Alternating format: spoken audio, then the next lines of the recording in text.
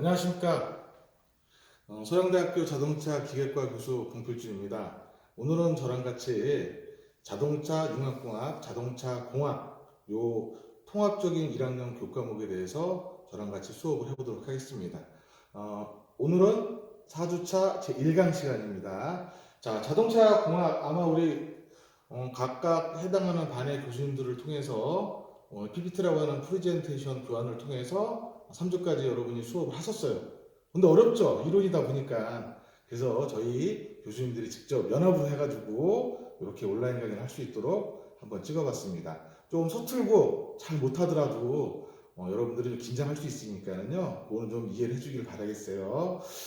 자동차 공학에서 기본적으로 자동차 개요, 정말로 자동차 공학 또는 자동차 융합 공학이 무엇이냐, 우리가 이제 프레젠테이션을 통해서 배우긴 했지만은 정말로 이제 앞으로 우리가 한 학기 1년 동안 배울 자동차 공학의 개념이 뭐냐, 제가 이제 간단히 좀 설명을 해드리고요. 그 다음에 공학이라고 하는 것 자체는 잘 아시는 것처럼 이론이에요. 실기에 비해서 무엇인가를 만지고 무엇인가를 보고 무엇인가를 타보고 하는 수업에 비해서는 딱딱하죠. 실제로 여러분들이 오프라인으로 학교에 와가지고 자동차 공학 이론 수업을 들을 때에도 조금 시간이 지나면은 주무시는 분, 자는 사람, 핸드폰 가지고 이렇게 장난하는 사람 많이 나올 정도로 재미는 없는 과목이에요. 그래서 짧게, 각각의 강의 시간은 짧게 할 테니까는요, 그 시간만이라도 집중을 해주세요. 보통 자동차라고 하는 것 자체는 레일이 없는 자기 혼자서 움직일 수 있는 운송수단을 우리는 자동차라고 얘기해요. 거기에는 4개의 축, 4바퀴가 달린 일반적인 자동차도 있고 바퀴가 2개 달린 이륜차라고 하는 이런 것들도 다 운송, 수송을 목적으로 하는 이런 것들을 다 자동차라고 하는데, 그 안에는 기계적인 메커니즘, 또 전기, 전자적인 메커니즘과 같은 내용들이 상당히 많이 들어가 있습니다. 그럼 중점적으로 배워야 될 자동차 공학에서의 3대 파트가 뭐냐? 사람으로 한번 비교를 해보자고. 사람이 이렇게 숨을 쉬고 또 생활을 할 수 있고 살 수 있는 게 가장 중요한, 사람이 가지고 있는 인체의 구성 요소 중에서 가장 첫 번째로 꼽으라고 그러면 하트, 심장일 거예요. 심장에서 쉬지 않고, 이 심장이 안 움직이면 죽은 거죠. 그래서 죽기 전까지 계속 외부에서부터 에너지원이 들어와서 그걸 갖다가 펌핑을 통해서 피로 만들어서 각 부위로 필요한 데다가 공급을 해줘야지만 살 수 있죠. 자동차에서 가장 중요한, 사람으로 따지자고 그러면은 심장과 같은 역할을 하는 것이 바로 엔진 또는 기관이라고 하는 명칭을 사용합니다. 요즘은 옛날식 기계식에 비해서 전자화되어져 있는 첨단 엔진들이, 또 사람도 음식을 먹을 때 어때요? 한국 사람, 동양 사람, 서양 사람, 유럽 사람, 아랍 사람 먹는 주 음식들이 조금씩 다르잖아요. 뭐 한국 사람이다 그러면은 쌀, 밥이죠. 그 다음에 국, 요즘도 국도 잘 안 먹어요. 또 김치, 반찬 이런 것들 먹잖아요. 음식을 섭취를 해야지 거기서 에너지, 칼로리를 낼 수 있어요. 그러면은 코를 꼭 막고 음식만 먹는다고 살 수 있어요? 아니죠. 공기. 이 넓은 공기 중에서 산소라고 하는 몇십 프로를 차지하고 있는 산소를 우리는 계속 음식과 공기를 섭취를 해야지만 살 수 있죠. 이런 것들이 결국은 심장으로 들어와서 에너지원이 되는 거예요. 자동차도 역시 마찬가지입니다. 그럼 자동차 기관에서는, 엔진이라고 하는 부위에서는 음식의 종류에 따라서 크게 3가지로 나눌 수 있어요. 기관들. 첫째, 휘발유라고 하는 가솔린 기관, 그 다음에 경유라고 하는 디젤 기관, 그 다음에 가스, LPG, LPI, CNG 다 마찬가지예요. 가스를 원료로 하는 가스 기관. 이렇게 3대 엔진, 음식의 종류에 따라서. 그리고 공통적인 건 뭐예요? 서양 사람이라고 그래가지고 공기를 안 먹진 않죠. 한국 사람이라고 하더라도 공기를 흡입하지 않지는 않죠.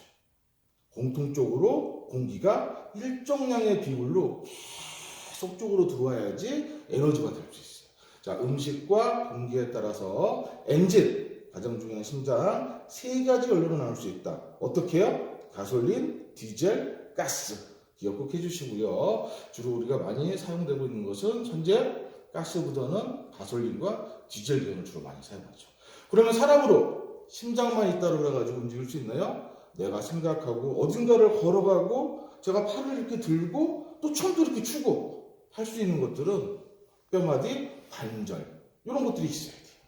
그럼 뼈마디, 관절 이런 것들과 같은 역할을 해주는 게 뭡니까? 자동차에서는 세시라고 할 수 있어요. 물론 세시는 작은 범위의 세시와 제 몸이 얼마나 호리호리하고 이쁩니까? 많이 웃으시네요. 나중에 학교에서 뵙도록 하겠습니다. 자, 바디 구성되어 있지만은 쉽게 기억하시려고 그러면은 뼈마디, 관절 이런 것들을 갖다 우리는 세시라고 하는 영역에서 또 배울 수 있도록 하도록 하겠습니다. 그러면은 심장에서 계속 펌핑되는 이 혈액이 필요한 곳으로 머리 위에서부터 발끝까지 각 마디마디 각 부위로 순환해서 공급이 돼줘야 되죠. 그러한 혈관, 혈액들이 움직이는 공간 이런 것들을 우리는 자동차에서 눈에 잘 보이지 않죠? 마찬가지입니다. 전기라고 하는 큰 파트 안에 그런 요소들이 또 포함되고 있어요. 그래서 자동차는 크게 자동차 공학의 메커니즘에는 크게 세 가지 엔진, 쇄식, 전기 그 중에 가장 어려운 게 뭘까요? 눈에 보이지 않는 게 어렵겠죠? 보이는 것보다는 전기를 많이들 어려워하세요. 그러나 전문화된 저희 소양대학교 자동차 기획과 교수님들이랑 같이 얼쑤 어깨동무하면서 수업을 하시다 보면은요 어느 순간인가 전혀 몰랐던 우리 학생들도 어느 순간인가 이해할 수가 있고 또 쉽다라는 생각을 가질 수 있습니다. 처음부터 쉬운 건 아니에요. 자, 그래서 자동차 공학의 개요 이런 부분에 이론적인 배경이 되는 것이 무엇이냐를 배우는 게 바로 자동차 공학입니다. 자, 그러면은요 그런 공학 안에 여러 가지 역학적인 물리적인 작용들이 그 안에 들어가 있겠죠. 그런 것들을 중에서 몇 가지 기본적인 단위는 여러분들이 이해를 하고 있으면은 쉽게 공학을 접근할 수 있어요. 무엇을 톡톡톡 외우는 부분도 분명히 있겠지만 이해를 하고 분석을 하고 그러기 위해서 몇 가지 필요한 공식이나 단위들이 있습니다. 오늘은 저랑 같이 1강 시간에는 세 가지 단위에 대해서 한번 같이 배워보도록 할게요. 이거를요 저랑 같이 수업을 했다고 해가지고 오늘 이 시간 수업이 끝나고 당장 외워서 내일부터 당장 써먹어야지 아니에요. 천천히 하셔도 돼요. 계속 반복해서 공학에서는 나올 겁니다. 기초가 튼튼하면은 그리고 여러분들도 충분히 그 정도는 알 수 있을 수도 있어요. 모르는 사람들도 아는 사람들도 괜찮습니다. 자, 그러면 단위는 세 가지가 여기 잠깐 써놨어요. 근데 빛이 조금 반사되다 보니까 잘 안 보이죠? 속도라는 단위가 있고요. 그 다음에 누르는 힘, 압력이라는 단위가 있고요. 그 다음에 펀칭의 이런 힘, 토크라는 단위 세 가지를 기본으로 저랑 같이 한번 배워볼게요. 자, 그럼 속도라는 것은 무엇이냐? 자동차나 이륜차 오토바이들 다 보게 되면은요, 내가 지금 얼마만큼 빠른 속도를 가지고 달리느냐, 기본적으로 우리는 알 수 있죠. 그 바로 속도가, 자, 속도 한번 써볼까요? 자, 속도 또는 속력이라는 표현도 쓰는데, 첫 번째, 요거는 아주 쉽게 이해하시면 돼요. 자, 얼마만큼의 거리를 가는데 얼마의 시간이 필요하느냐. 그러면 우리가 거리를 주로 많이 쓰는 게 뭡니까? 센티미터, 메타, 킬로미터 이런 단위를 우리는 주로 많이 쓰죠. 그 중에서 첫 번째 센티미터는 너무 작아요. 자동차에서. 메타부터 볼게요. 거리를 얼마의 시간 동안에 움직이느냐 이거를 우리 속도라고 하는 거예요. 그 중에서 우리가 주로 많이 쓰는 것 중에 첫 번째가 메타 단위를 쓰죠. 메타. 그래서 1m 움직이는데 1초가 걸렸다. 초 단위. 근데 여기 보시면 분수잖아요. 근데 여러분이 잘 아는 것처럼 우리는 이 분수 스퀘어를 퍼라고 하는 단위를 통해서 메타 퍼 세크 이렇게 표기를 합니다. 다 아시잖아요. 근데 자동차에서 메타 퍼 세크 단위 많이 보셨어요? 아니죠? 주로 많이 쓰는 거는 자동차는 속도가 상당히 빠른 편에 들어가다 보니까는 에너지량이 크다 보니까 거리로는 킬로미터를 주로 쓰겠죠. 그러면은 킬로미터를 움직이는데 초 단위로 바꾼다. 아이고 단위가 또 안 맞아요. 단위는 서로 맞춰주는 그런 융통성이 있어요. 그래서 킬로미터를 움직일 때에는 아워라고 하는 시간 단위를 써주는 게 가장 이상적입니다. 우리는 주로 메타, 킬로미터 이런 단위를 주로 사용하지만은 미국이란 우리 메이저리그 아이고 이놈의 코로나 다 우리가 극복을 같이 해야 돼요. 양보하고 협력해서. 저도 여러분하고 같이 빨리 오프라인의 강의실에서 만나서 정말로 날아다니는 강의를 통해서 여러분들한테 보여주고 싶어요. 조금만 참을게요. 참읍시다. 그리고 우리. 자, 보통 메이저리그라고 하는 미국 프로야구 선수들이 야구공을 던질 때 몇 킬로미터로 던진다는 표현 잘 안 쓰죠. 마일이라고 하는 단위를 주로 써요.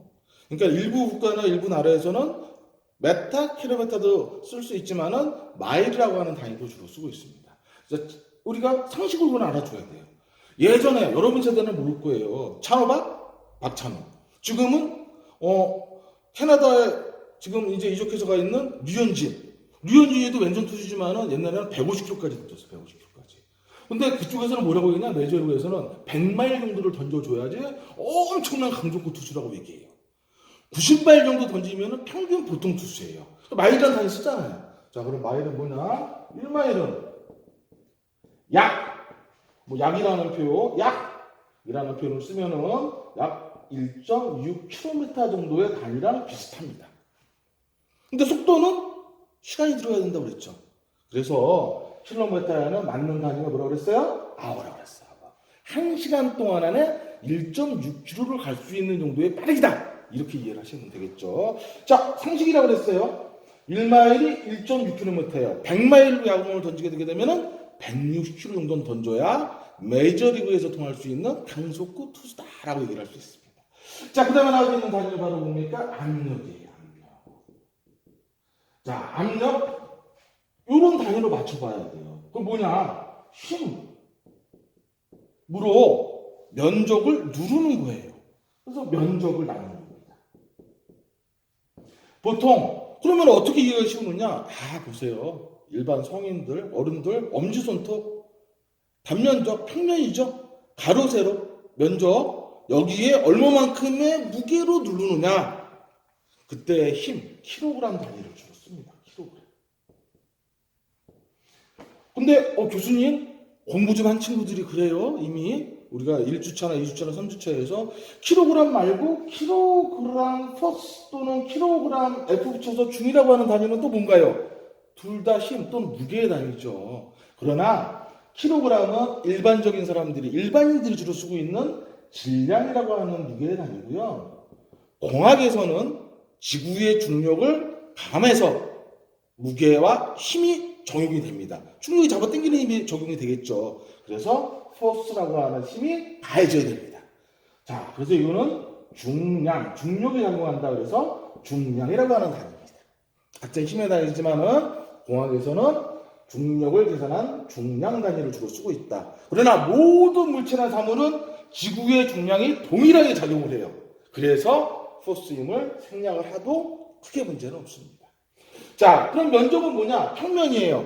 가로, 세로죠. 그러면은 사각 면적을 본다고 그러면은 가로 센티미터, 세로 센티미터. 이 합은 제곱 센티미터가 되겠죠. 그래서 제곱 센티미터의 단위를 우리는 면적이라고 얘기하는데 자동차에서는 사각형, 삼각형, 별 모양, 오각형과 같은 각진 단위 모양 형체는 잘 사용을 안 합니다.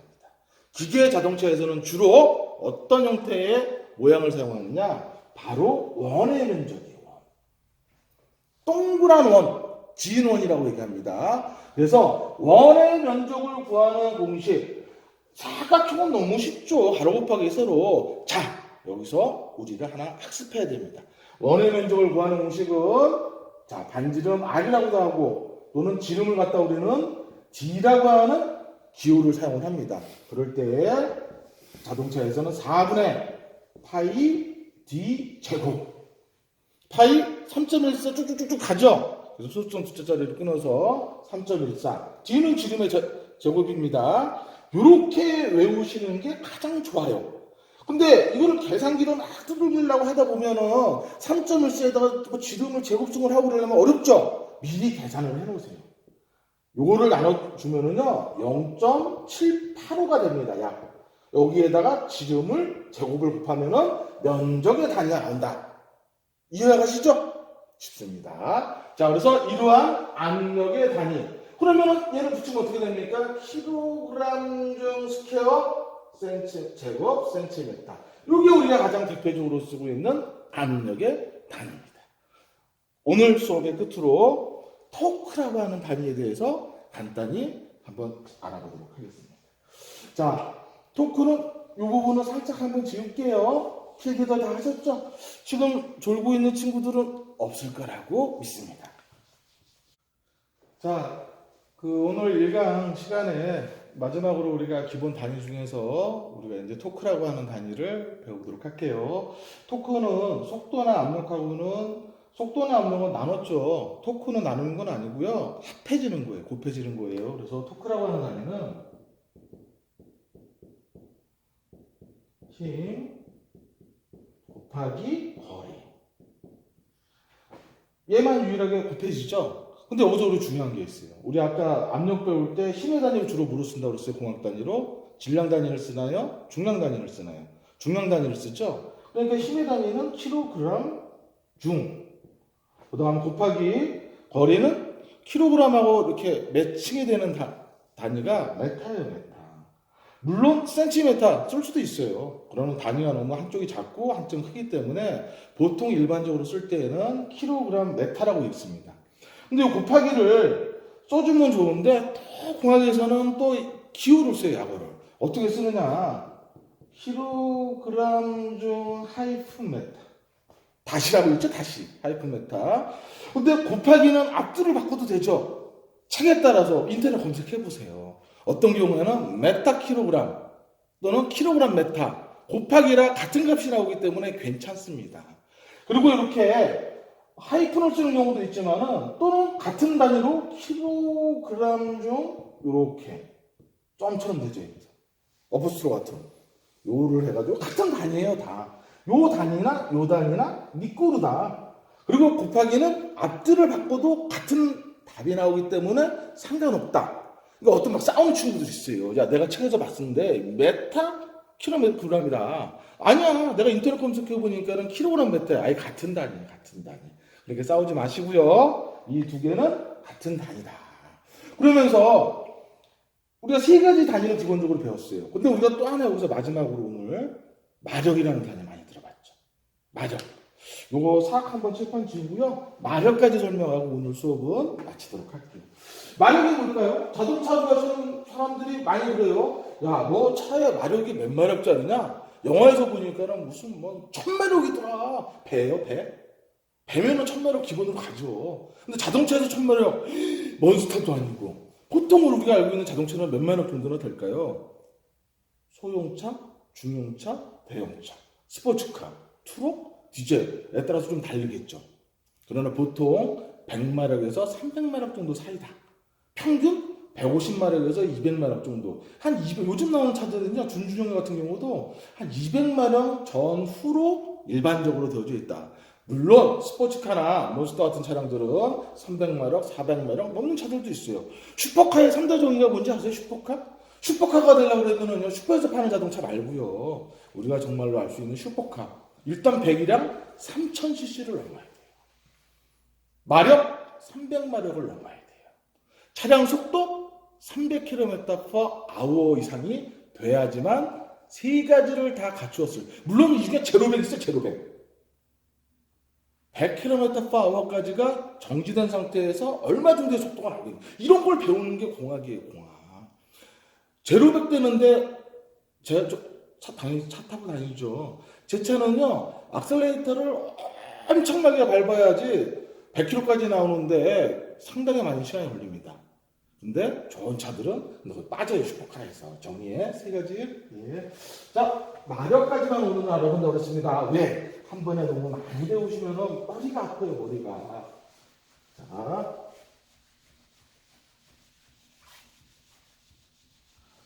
마력이라고 하는 정의는요, 쉽게 말의 힘입니다, 말의 힘. 그래서 우리가 타고 다니는 말이 있죠. 으랴! 하는 막 그런 말. 그런 말의 힘을 나타내는 단위가 우리가 마력.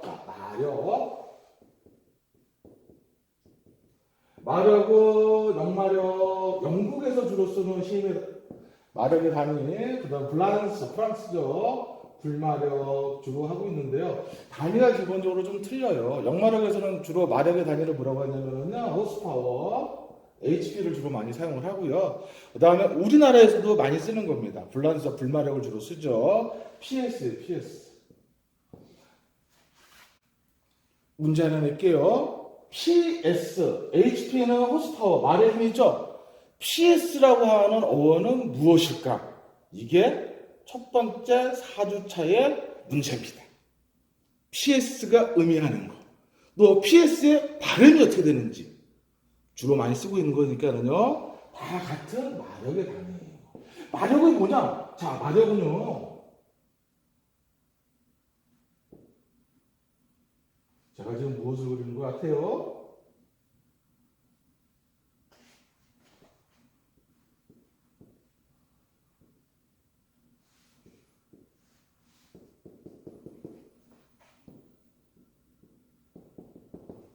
말이에요, 말. 말 같죠?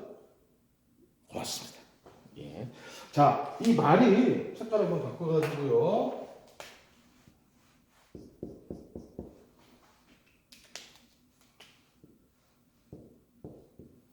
지면에 마찰되고 있죠? 75kg 중, 질량, 중량이라고 그랬어요.